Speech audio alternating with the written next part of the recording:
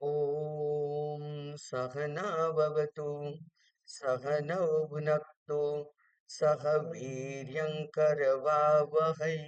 तेजस्विनावधीतमस्तु मा विद्विषावहै। ॐ शान्ति शान्ति शान्तिः। हरिः ॐ श्री गुरुभ्यो नमः। हरिः ॐ। ॐ नमो भगवते वैवस्वताय ब्रह्म- वि- ॐ नमो भगवते वैवस्वताय ब्रह्म विद्याचार्याय नचिकेतसे च ॐ।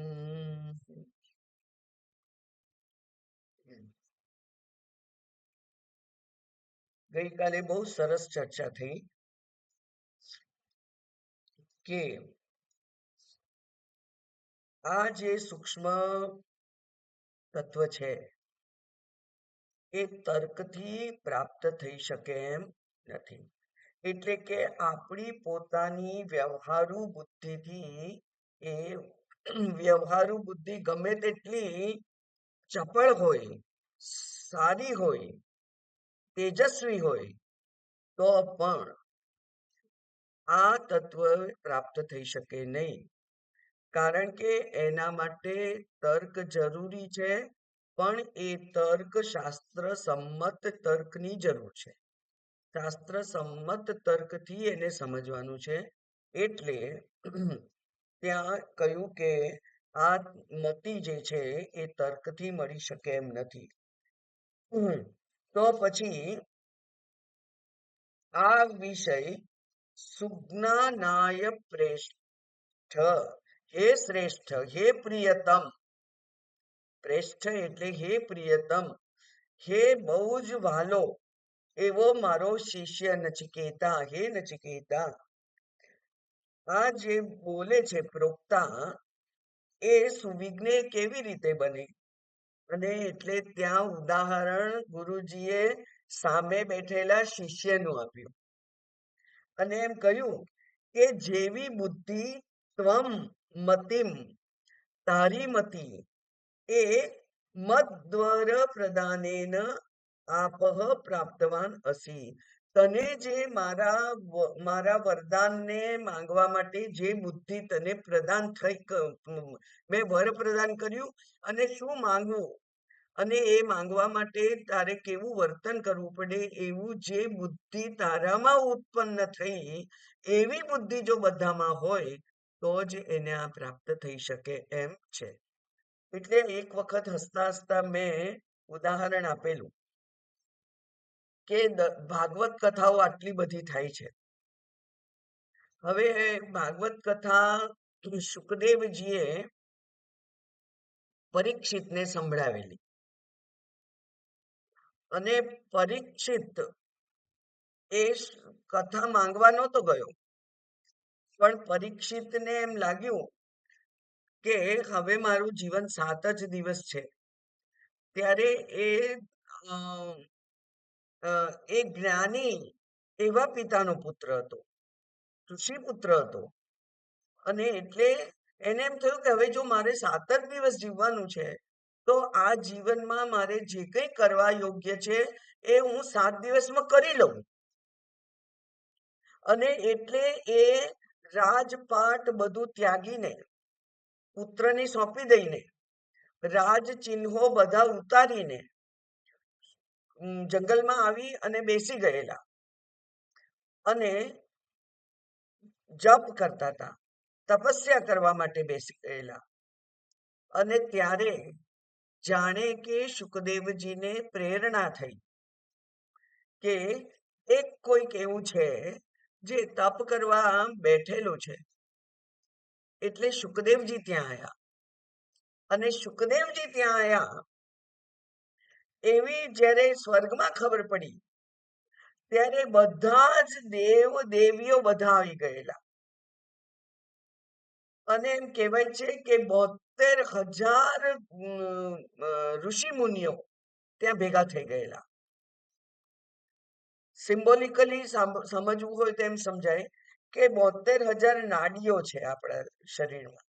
એ 72,000 નાડીઓ એકત્ર થઈ અને એકાગ્ર થઈ અને આ શાસ્ત્રના શ્રવણ કરવા માટે ઉત્સુક થઈ ગયેલી.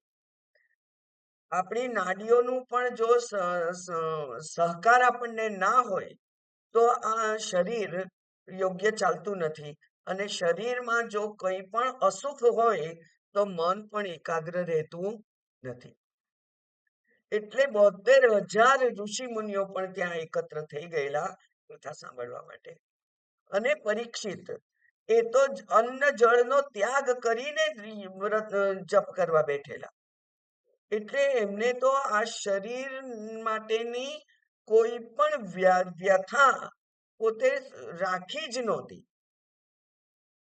શરીરના પોષણ માટે ખાવું પડે, કઈ નહીં, તમે દૂધ તો પીઓ, તમે ફળ તો ખાઓ, એવું કેવું કઈ સાંભળવા માટે તૈયારી જ હતી નહીં એમની.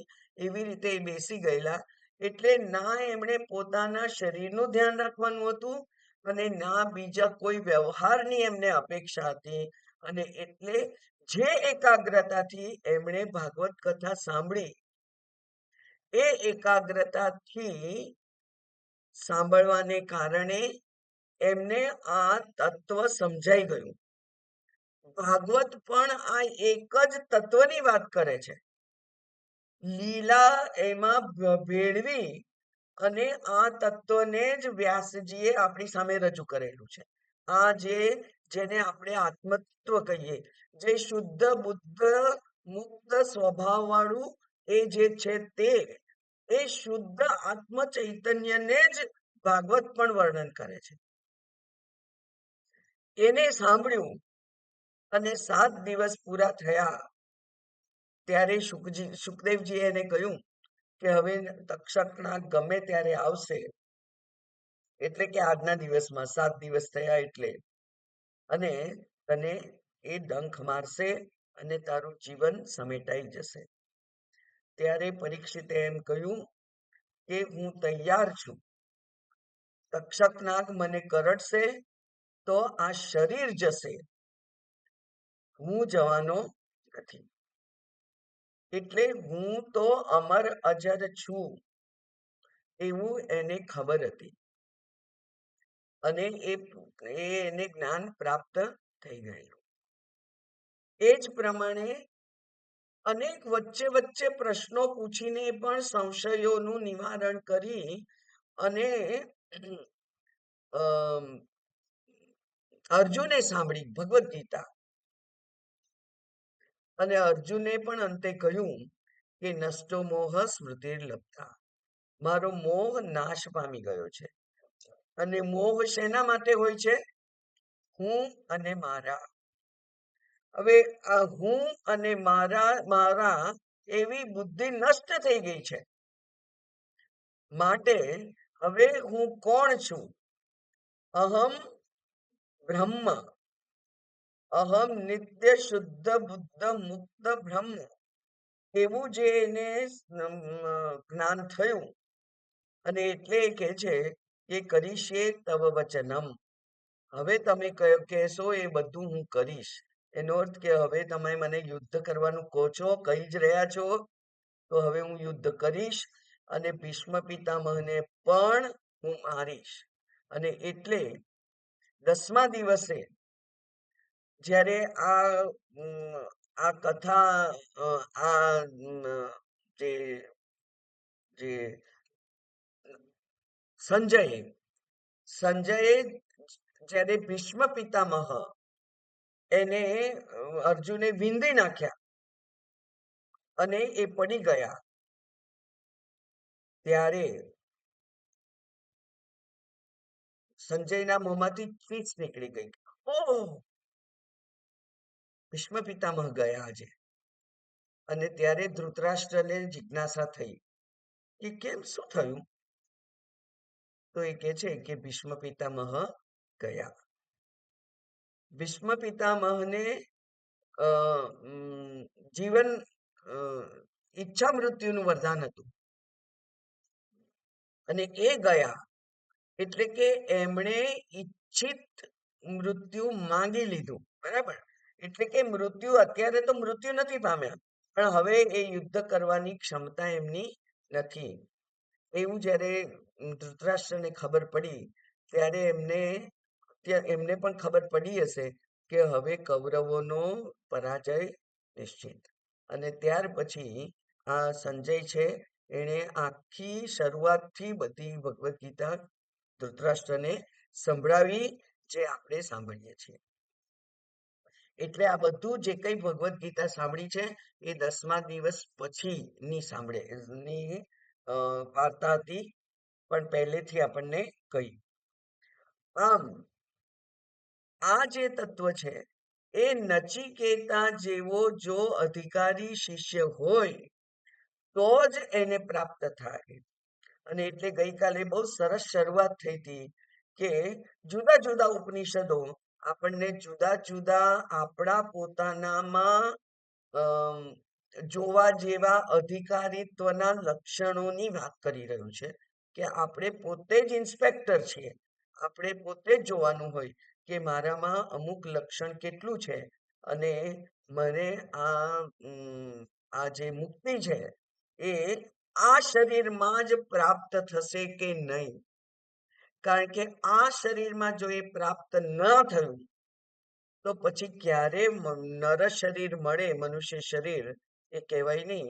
અને એટલે ત્યાં સુધી આ કામ પોસ્ટપોન થઈ જશે. આ શરીરમાં ના થયું તો પછી ક્યારે થશે કે કહેવાય નહીં.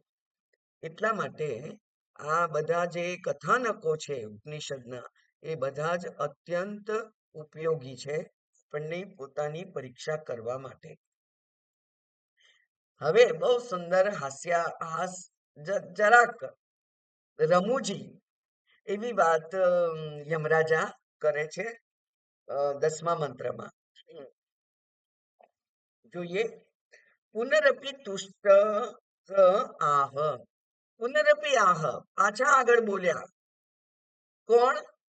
યમરાજા ગુરુજી, જે તુષ્ટ છે, સંતુષ્ટ છે પોતાના શિષ્યના વર્તનથી, એના લક્ષણોને જોઈ અને જે સંતુષ્ટ છે એવા ગુરુજી પાછા બોલ્યા. શું બોલ્યા?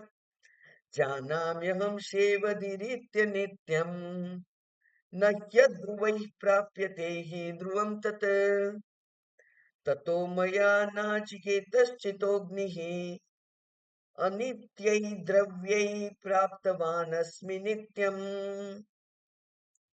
એ કે છે, નચિકેતા, તું તો શ્રેષ્ઠ શિષ્ય છે અને તે એ પ્રાપ્ત કરવા માટે જે કંઈ તપ, યજ્ઞ, વિચાર વગેરે કર્યું હશે અને આત્મ તત્વના અધિકારીત્વના જે લક્ષણો તે તારા પોતાનામાં ભેગા કર્યા છે એટલો જ પરિશ્રમ મેં પણ કરેલો. હું જ્યારે ભૂલોકમાં હતો, મનુષ્ય શરીરમાં હતો, ત્યારે મેં પણ તારા જેવો જ બધો પરિશ્રમ કરેલો. તારા જેટલો જ, જેવો નહીં, તારા જેટલો જ પરિશ્રમ કરેલો. શંકરાચાર્યજી પણ એમના ભાષ્યમાં એક જગ્યાએ કહે છે કે અભ્યુદય અને નિશ્રેયસ બેમાંથી એક વસ્તુ પ્રાપ્ત થાય આપણને, બરાબર. અભ્યુદય અથવા નિશ્રેયસ બે જ પ્રાપ્ત કરવાની વસ્તુઓ છે, બે જ અવેલેબલ છે આ સૃષ્ટિમાં. કાં તો અભ્યુદય પ્રાપ્ત થાય, નહીં તો નિશ્રેયસ પ્રાપ્ત થાય. શંકરાચાર્યજી આશ્ચર્ય વ્યક્ત કરે છે કે આ બંને માટે પરિશ્રમ લગભગ સરખો જ છે. તો મને આશ્ચર્ય થાય છે કે લોકો અભ્યુદયની ઈચ્છા કેમ રાખે છે, નિશ્રેયસની ઈચ્છા કેમ નથી કરતા? આશ્ચર્ય નથી? એવું એ પોતાને પૂછે છે. એવું એક ભાષ્યમાં શંકરાચાર્યજી પોતે કહે છે. એટલે સમાન પરિશ્રમ સમાન પરિશ્રમાદપી એવું કહ્યું છે ત્યાં. સરખો જ પરિશ્રમ કરવો પડે. અને અભ્યુદય માટે પણ પરિશ્રમ તો કરવો પડે છે કે નહીં. આપણી પોતાનો અનુભવ કહેતો હશે કે 3 વર્ષનું બાળક હોય ત્યારથી એને ચોપડી પકડાવવાનો પ્રયત્ન કરે, એબીસીડી ને ગમે તે પેલા રમકડા લાવીને પણ ભણાવવાનો પ્રયત્ન કરે અને બધી રીતે પ્રયત્ન કરે કે તું ભાઈ બરાબર ભણી ગણી અને વિદ્વાન થા. કેમ વિદ્વાન થા? સારી નોકરી મળવી જોઈએ. કેમ સારી નોકરી મળવી જોઈએ અથવા સારો ધંધો કરવો જોઈએ? કેમ? કારણ કે સારું ધન કમાય. કેમ સારું ધન કમાવવું પડે? કારણ કે સારી સગવડ વાળું જીવન જીવાય. બરાબર?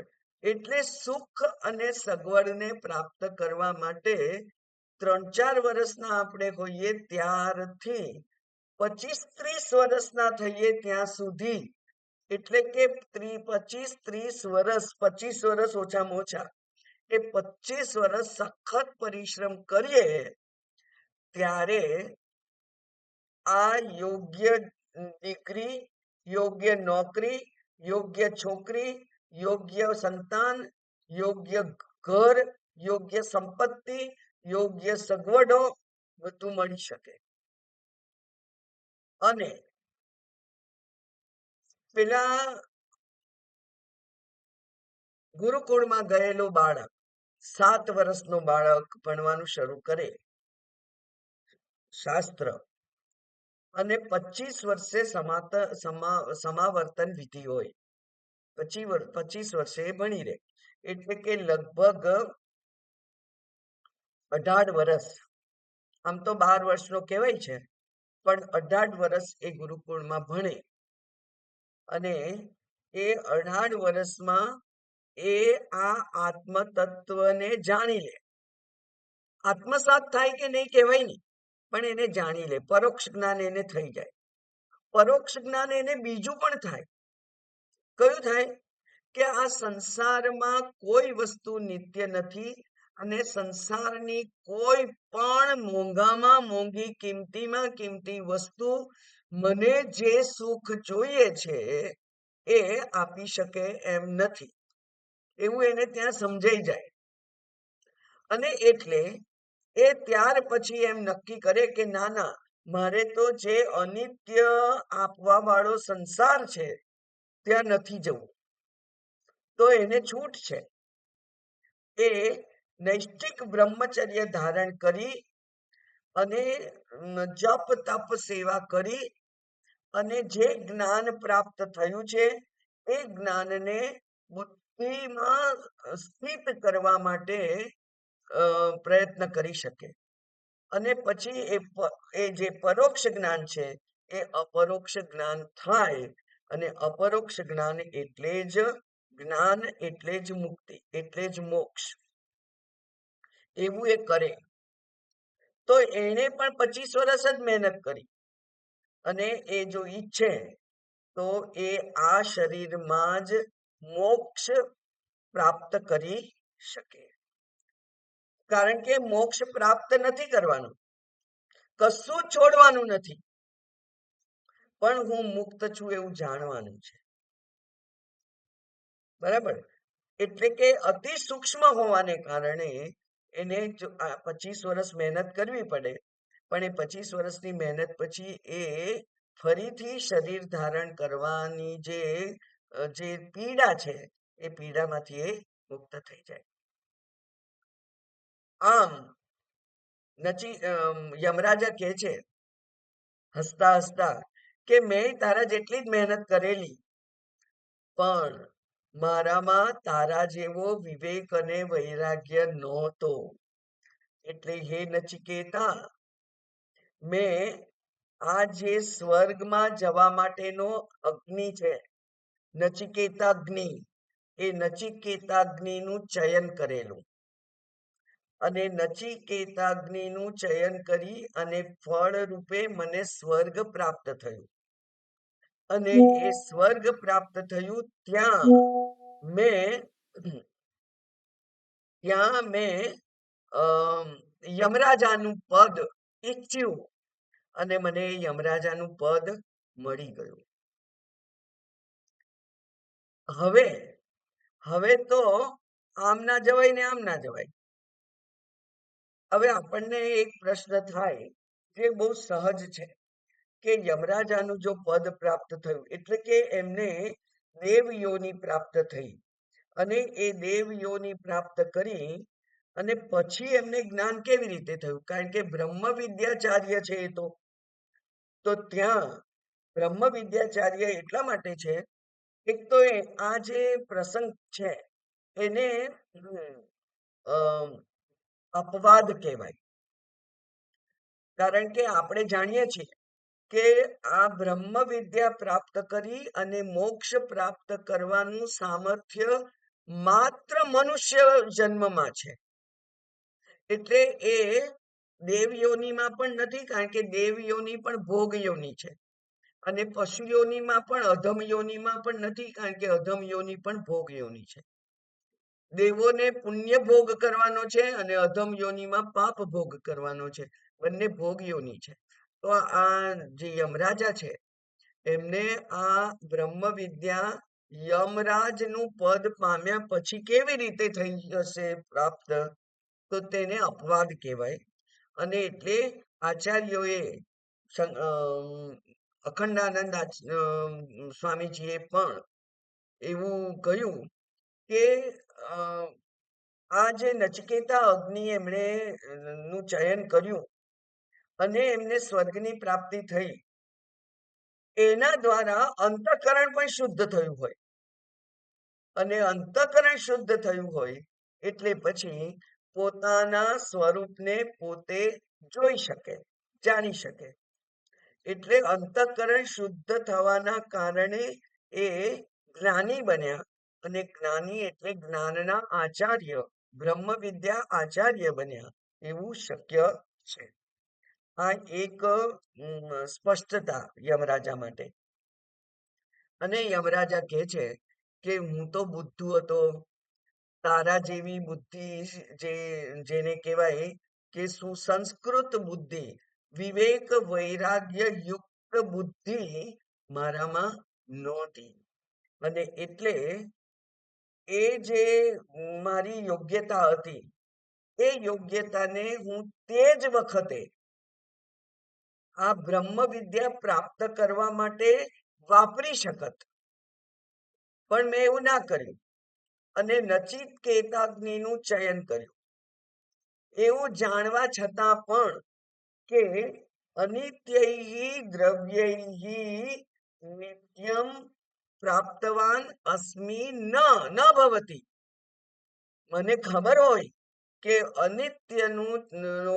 ની ઉપાસના કરવાથી અનિત્યનું પ્રાપ્તિથી નિત્ય સુખ જે છે એ નિત્ય સુખ કદી મળી શકે નહીં, એવી બુદ્ધિ મારી તે વખતે ના ચાલે.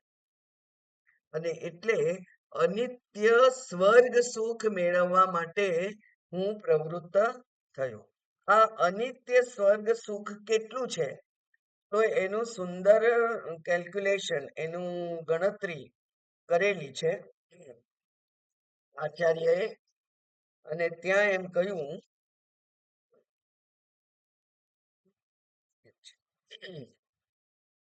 શું ગણતરી કરી છે? તો એ કે છે કે આચાર્યોએ ગણતરી કરી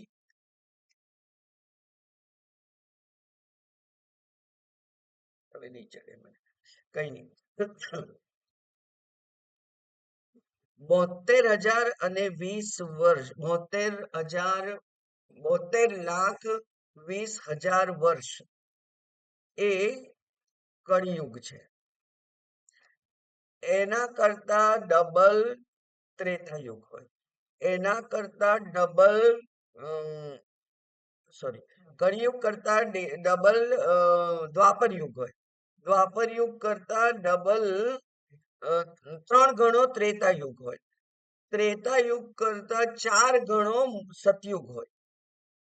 એટલે બધું થઈ અને 72,23,000 વર્ષ થાય. બરાબર, 72,23,000 વર્ષ થાય એવા ચતુર્યુગ જેને કહેવાય, એવી 72 ચતુર્યુગ થાય એટલો ઇન્દ્ર અને યમનું જીવન હોય. અને એટલે યમરાજા પોતે કહે છે કે ત્યાંથી મને શું પ્રાપ્ત થયું, તો કે છે કે આપેક્ષિકમ મોક્ષ મને ત્યાં પ્રાપ્ત થયો. આપેક્ષિકમ મોક્ષ એટલે એ મોક્ષ નથી. જેવી રીતે સ્વર્ગમાં જઈએ અને હજારો વર્ષ સુધી પછી કોઈ દુઃખનો અનુભવ કરવો ના પડે, પણ પછી એક દિવસ એવો આવે કે જ્યારે પુણ્ય ખલાસ થઈ જાય અને આ જીવાત્મા સ્વર્ગમાંથી નીચે પડે અને પાછો આ મૃત્યુલોક પર આવે અને મૃત્યુલોક પર જે શરીર ધારણ કરવાનું એના પ્રારબ્ધમાં હોય એ એને મળે. બરાબર, એટલે સ્વર્ગમાં ગયેલો ઇન્દ્ર હોય એને પણ અહીંયા પૃથ્વીલોકમાં કોઈક શરીર ધારણ કરવું પડે અને 84,00,000ના પેલા આટામાં ચક્રમાં એ આવે. પછી ત્યારે જે મનુષ્ય શરીર મળે ત્યારે ફરીથી પ્રયત્ન કરી અને એણે આ મોક્ષને પ્રાપ્ત કરવાનો પ્રયત્ન કરવો પડે. એટલે યમરાજા કહે છે કે આવી મૂર્ખામી મેં કરી. નચિકેતા, મારા કરતા પણ તું તો શ્રેષ્ઠ છે. જ્યારે ગુરુ કહે કે મારા કરતા પણ તું તો શ્રેષ્ઠ છે. મને નાચિકેત અગ્નિ કર્યો. હવે તમે બીજી એક પણ વાત વિચારવાની છે. હમણાં ખ્યાલ આવ્યો મને કે અગ્નિ એટલે કે યજ્ઞ કરે, અગ્નિ ચયન કરે તો એ વ્યક્તિ હંમેશા ગૃહસ્થ જ હોય, કારણ કે પત્ની વિના યજ્ઞ ના થઈ શકે. એટલે એની ઉંમર 25 વર્ષ કરતા વધારે જ હોય. બરાબર, 25, 30, 40 વર્ષના એ થયા હોય અને ત્યારે એમને ઈચ્છા થાય કે ચલો હવે હું સ્વર્ગ માટેનો પ્રયત્ન કરું. એટલે નાચિકેત અગ્નિનું એમણે ચયન કર્યું હોય. એમની ઉંમર 30-40 વર્ષ હશે, તો એ એટલી પરિપક્વ બુદ્ધિ નહોતી. અને નચિકેતા 7-8 વર્ષ, 9 વર્ષનો બાળક છે અને એ 9 વર્ષના બાળકમાં આટલી બધી પરિપક્વ બુદ્ધિ છે, વિવેક છે, વૈરાગ્ય છે. એટલે યમરાજા એમ કે છે કે મારા કરતા તો તું અનેક ગણો વધારે મોટો અધિકારી છે. મેં તો મૂર્ખામી કરી હતી પણ તે ના કરી, એટલે મારા કરતા પણ તું શ્રેષ્ઠ છે. એવું હસવા હસવામાં યમરાજા નચિકેતાની અત્યંત પ્રશંસા કરે છે. એ હવે આ મંત્ર છે. જાનામ્યહમ શેવદિરીત્ય નિત્યમ નહ્ય ધ્રુવૈ પ્રાપ્યતે હિ ધ્રુવમ તત તતો મયા નાચિકેતશ્ચિતોગ્નિઃ અનિત્યૈ દ્રવ્યૈ પ્રાપ્તવાનસ્મિ નિત્યમ. જાનામિ અહમ, હું જાણું છું. શું જાણું છું? શેવદીહિ અનિત્યમ. શેવદીહિ નો અર્થ થાય શે કલ્યાણે. શે અક્ષરનો અર્થ થાય કલ્યાણ, અને કલ્યાણની અવધિ. અવધિ એટલે કે પૂર્ણ કક્ષાનું, પૂર્ણતા વાળું જે કલ્યાણ છે એ. અને પૂર્ણ કલ્યાણની પૂર્ણતા ક્યાં હોય? આપણે જેને નિશ્રેયસ કહીએ છીએ એની વાત કરે છે અહીંયા. નિશ્રેયસ કોને કહીએ? એ આત્યંતિક કલ્યાણ. એના કરતા સારું બીજું કલ્યાણકર કશું હોય જ નહીં. એ તો મોક્ષ છે. જેના કરતા સારું બીજું કંઈ જ હોય જ નહીં. એ કલ્યાણકારી વસ્તુ તો શું છે? મોક્ષ છે. અને એ શેવદિહી અનિત્યમ, એ જે કલ્યાણ છે એ તો અનિત્ય છે. હવે અહીંયા શેવદિહી નો બે અર્થ કર્યા છે. એક તો જેનાથી આત્યંતિક કલ્યાણ થાય એવો એનો અર્થ થાય, અને એ કેવી રીતે થાય? પૂર્ણ સમજ દ્વારા એ આત્યંતિક કલ્યાણ થાય. શેવદીનો બીજો અર્થ કર્યો છે કે નિધિ. નિધિ એટલે સમૂહ. શેવદી એટલે નિધિ. મોક્ષને આપણે કહીએ કલ્યાણ નિધિ, બરાબર? મોક્ષને પણ એમ કહેવાય ને કલ્યાણ નિધિ. એટલે કે જે કલ્યાણ ના સાગરમાં આપણે ડૂબેલા છીએ તે મોક્ષ, સુખ. સુખની પરાકાષ્ઠા એ મોક્ષ છે. અથવા જેમાં આપણે સૂઈ ગયા છીએ એને પણ શેવધી કહેવાય. જેમાં આપણે સૂઈ ગયા છીએ. શેમાં સૂઈ ગયા છીએ આપણે? અજ્ઞાન નિદ્રામાં આપણે આ સંસાર નિધિમાં, સંસાર સાગરમાં સૂઈ ગયેલા છીએ. એટલે સંસારના સુખોની જ આપણે ઈચ્છા કરીએ છીએ, કારણ કે અજ્ઞાન છે, બરાબર? અજ્ઞાનમાં આપણે સૂઈ ગયા છીએ, એને પણ શેવધી કહેવાય. તો એ કે છે કે અજ્ઞાન છે ત્યારે જે સુખોની આપણે ઈચ્છા કરીએ છીએ તે સુખો બધા જ કેવા છે? અનિત્ય છે, બરાબર? આપણને થાય કે ધારો કે આપણું જીવન અથવા આ પેલા અંબાણીના દીકરાઓ સુખમાં જ જન્મ્યા અને એમના જીવન સુધી તો આ ધન વગેરે બધી સુખ સગવડો ચાલુ જ રહેશે. તો એને એવી કેવી રીતે ના કહેવાય કે એમનું આ જીવન છે એ સુખમય નથી? તો અહીંયા આપણે આ મનુષ્ય શરીરનું આયુષ્ય જે 70-80-100 વર્ષનું હોય એને બહુ મોટું ગણતા હોઈએ છીએ. પણ આ સૃષ્ટિનું જે જીવન છે, સૃષ્ટિ ચક્ર જ્યાં સુધી ચાલે એ કરોડો વર્ષના ગાળામાં આ 100 વર્ષનું મનુષ્ય જીવન એ કેટલું લાંબુ કહેવાય? એ તો એક ક્ષણ કહેવાય.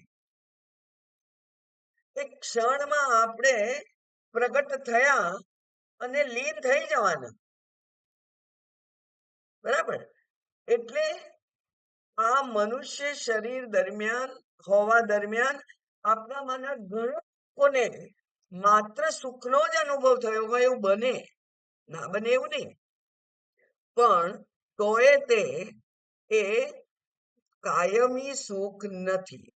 આ શરીર પછી બીજું શરીર ધારો કે મનુષ્યનું જ મળે તો પણ એમાં માત્ર સુખ હશે એવી કોઈ ગેરંટી નથી.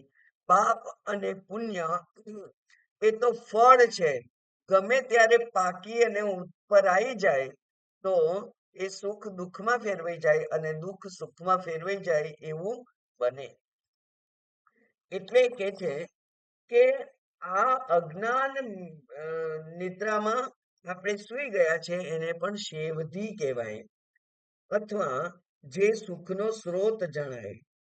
પણ આપણે વિચાર કરીએ કે કયો ખજાનો આપણને એકદમ વફાદાર હોય છે? આપણી તિજોરીમાં આવેલું ધન આપણને વફાદાર હોય છે? ધન કદી તમને એમ કે છે કે ના ના તું મને ના ખર્ચીશ, મારે તારી પાસેથી જવું નથી, એવું લક્ષ્મી કદી કહેતી નથી. લક્ષ્મી તો ચંચળ છે, આવે ને જાય, એને એક જગ્યાએ રહેવાનું ગમે જ નહીં. એવું કયું સુખ એવું છે કે જે તમને કાયમ સુખ આપે? સારામાં સારું ઘર બાંધ્યું હોય એને પણ 25 વર્ષ થાય એટલે તમે પછી કહો કે ના ના હવે રિનોવેશન કરીએ. સારામાં સારું ફર્નિચર હોય 15-20 વર્ષ થાય એટલે તમે બદલી નાખીએ. સારામાં સારું તમારા આભૂષણો હોય દાદાના જમાનાના, જેની જેની શુદ્ધતા બહુ સારી હોય એને પણ તમે આપી દઈ અને નવા જમાનાનું ભેળસેળ વાળું સોનું ખરીદો છો, કારણ કે નામ રૂપમાં આપણે મોહિત છીએ. એટલે એવું કયો ખજાનો છે જે કાયમ રહે આપણી પાસે? નથી શરીર કાયમ રહેતું, નથી યુવાની કાયમ રહેતી, નથી આ વાળ કાયમ કાળા રહેતા, નથી આ દાંત કાયમ રહેતા, નથી આ શ્રવણેન્દ્રિય હંમેશા તેજ રહેતી. બધા જ અંગમ ગલિતમ પલિતમ મુંડમ દશન વિહીનમ જાતમ તુંડમ. શંકરાચાર્યજી કહે છે કે પડિયા આવી ગયા, દશન વિહિતમ જાતમ તુંડમ, મોઢામાંથી દાંત જતા રહ્યા, એ બધું થાય છે તોય તે એ કે છે નાપી આશા મુંચતી. આ મનુષ્ય કેવો છે? એ સુખી થવાની આશા છોડતો નથી. ભોગે રોગ ભયમ, બરાબર, કુલે ચ્યુતિ ભયમ, વિત્તે નૃપાલાદ ભયમ. ક્યારે ઈડી ની રેડ પડે, ક્યારે ઇન્કમ ટેક્સ વાળા આવી જાય અને આપણું ધોળું કાળું બધું ખુલ્લું કરી નાખે, કઈ ખબર પડે નહીં. તો આ જે સંસારનું સુખ છે એ કેવું છે? તો એ કે છે અનિત્ય છે. પહેલી વાત તો એ અનિત્ય છે, અહીંયા જ કહ્યું છે અનિત્ય છે. પછી એ દુઃખ મિશ્રિત છે, કારણ કે પરિશ્રમ કર્યા વગર કોઈ પ્રાપ્તિ થતી નથી. 8 કલાક બહુ કડક બોસના નીચે કામ કરવું પડે ત્યારે મહિને પગાર મળે, બરાબર ને? એ બહેનો ના જાણે કદાચ, પણ બધા પુરુષો જાણતા હોય કે 8 કલાક જે કામ કર્યું હોય અને કેટલીય વાર એમાં અપમાન સહન કરવાનો, ગણી જવાનો વારો આવ્યો હોય, કેટલી વાર મારું શું કહેવાય એને એક્સપ્લોઇટેશન થાય છે, શોષણ થાય છે એવી ખબર પડતી હોય, કેટલી નોકરી કરતી બહેનો પોતાના બાળકોના ને મૂકીને નોકરીએ જવાનું તો કેટલી વ્યથા અનુભવતી હોય, ત્યારે એને પૈસા મળે છે. એટલે એક બાજુ દુઃખ છે અને બીજી બાજુ પૈસા મળે એનું સુખ છે. એટલે આ સંસારમાં મળતું સુખ હંમેશા દુઃખ મિશ્રિત હોય છે. એ ના આવ્યું હોય ત્યાં સુધી રાહ જોવામાં આપણને બહુ વ્યથા થાય છે, અને આવે ત્યાર પછી એનું રક્ષણ કરવાની પણ એટલી જ ચિંતા થાય છે. એટલે એ દુઃખ મિશ્રિત હોય, અનિત્ય હોય, અને સૌથી મોટો એનો દુર્ગુણ છે પરતંત્ર બનાવનાર હોય. પછી અમુક વગર ના ચાલે, અમુક પ્રકારની થાળી પીરસેલી ના હોય અમુક વ્યંજનોથી તો ના ચાલે, ઘરમાં અમુક સગવડો ના હોય તો ના ચાલે. પરતંત્ર બનાવનાર છે.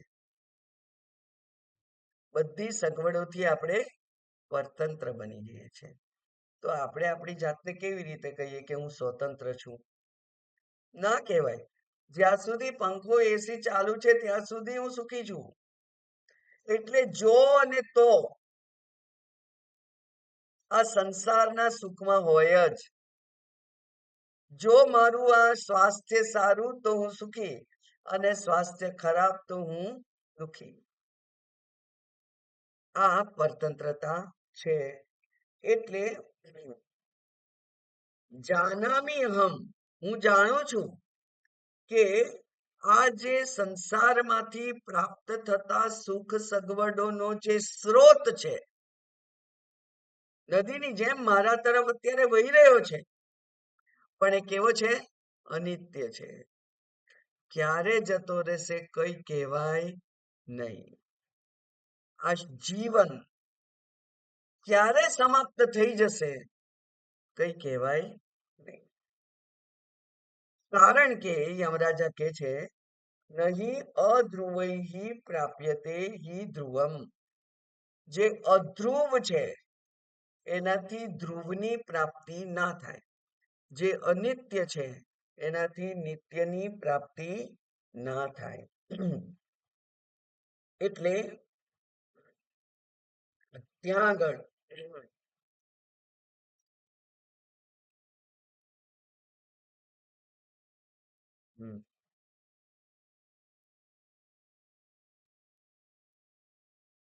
ત્યાં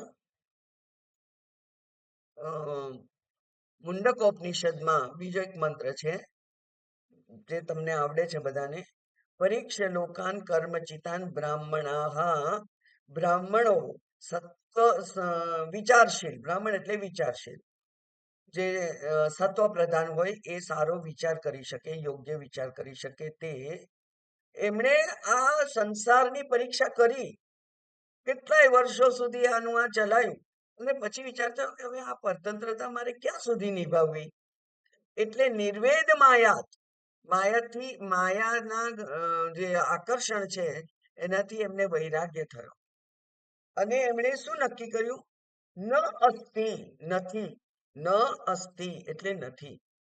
અકૃતઃ કૃતેન, કંઈક કરવાથી જે પ્રાપ્ત થાય એ કાયમ રહેતું જ નથી. એ 10 વર્ષ ચાલે એવો દીર્ઘ સૂત્ર યજ્ઞ કરવાથી પણ, વિશ્વજીત યાગ જે નચિકેતાના પિતાજી કરી રહ્યા હતા, એમાં સર્વસ્વનું દાન કરવું પડે એવો યજ્ઞ કરવાથી પણ જે સ્વર્ગની પ્રાપ્તિ થાય છે એ સ્વર્ગ કાયમ માટેનું હોય. પુણ્ય હોય ત્યાં સુધી જ સ્વર્ગમાં રહેવાય. પુણ્ય ક્ષય થાય એટલે એક્ઝિટ વિઝા, એક્ઝિટ પરમિટ સ્વર્ગમાંથી મળી જાય આપણને, અને પાછા જાઓ, જ્યાંથી આયા હતા ત્યાં પાછા જાઓ, એવું કહી દે. તો તે પણ અનિત્ય છે. એટલે ન અસ્તિ અકૃતે, કૃતેન અકૃત. અકૃત એટલે જે બનાવવાનું નથી, જે મુક્તિ એ ઉત્પન્ન થવાની નથી, મોક્ષ ઉત્પન્ન થવાનો નથી. હું મુક્ત જ છું એ જ્ઞાન માત્ર પ્રાપ્ત થવાનું છે. કૃત છે, કૃત એટલે ઓલરેડી રેડી છે.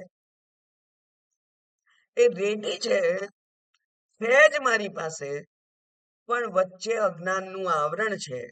એટલે મને મારા એ સચ્ચિદાનંદ સ્વરૂપના દર્શન થતા નથી.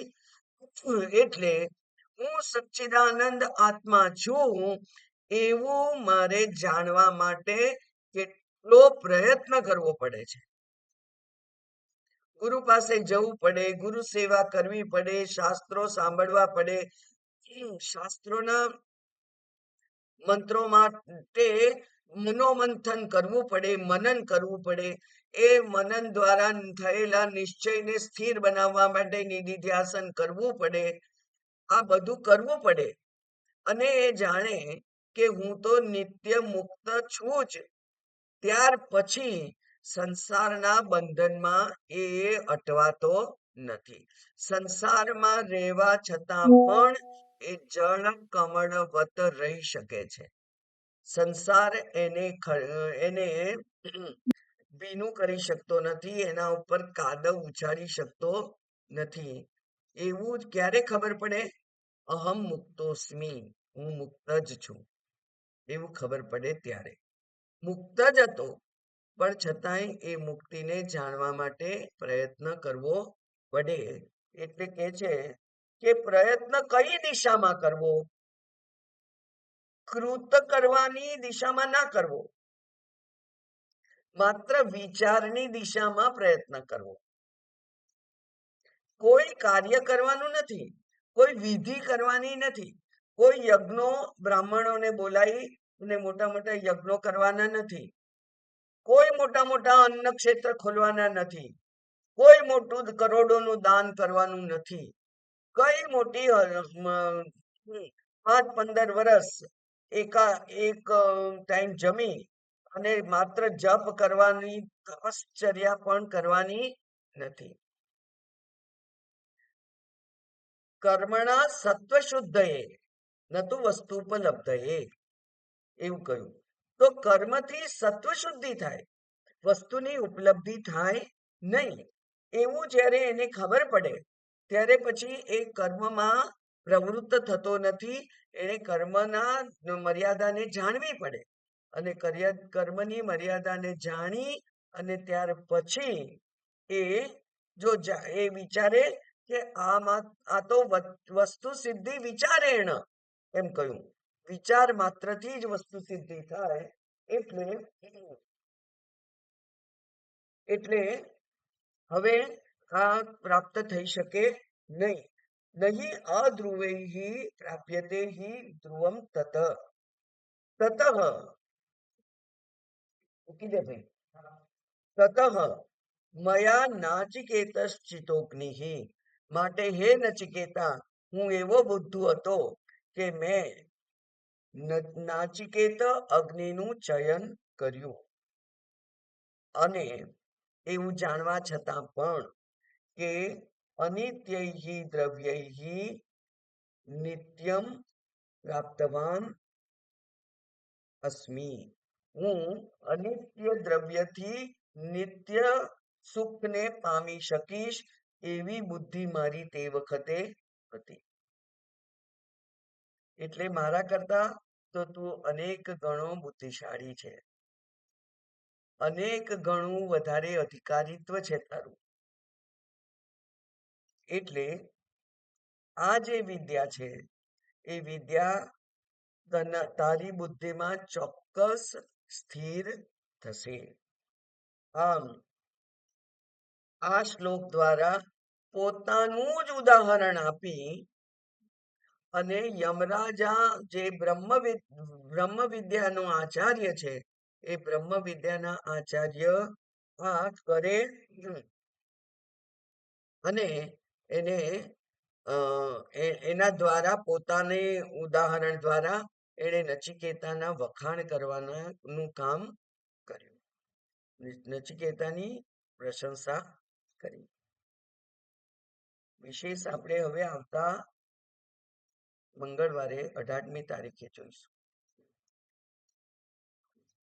ઓમ પૂર્ણમદ પૂર્ણમિદમ પૂર્ણાત પૂર્ણમુદચ્યતે પૂર્ણસ્ય પૂર્ણમાદાય પૂર્ણમેવાવશિષ્યતે. ઓમ શાંતિ શાંતિ શાંતિ. હરિ ઓમ. શ્રી ગુરુભ્યો નમઃ. હરિ ઓમ.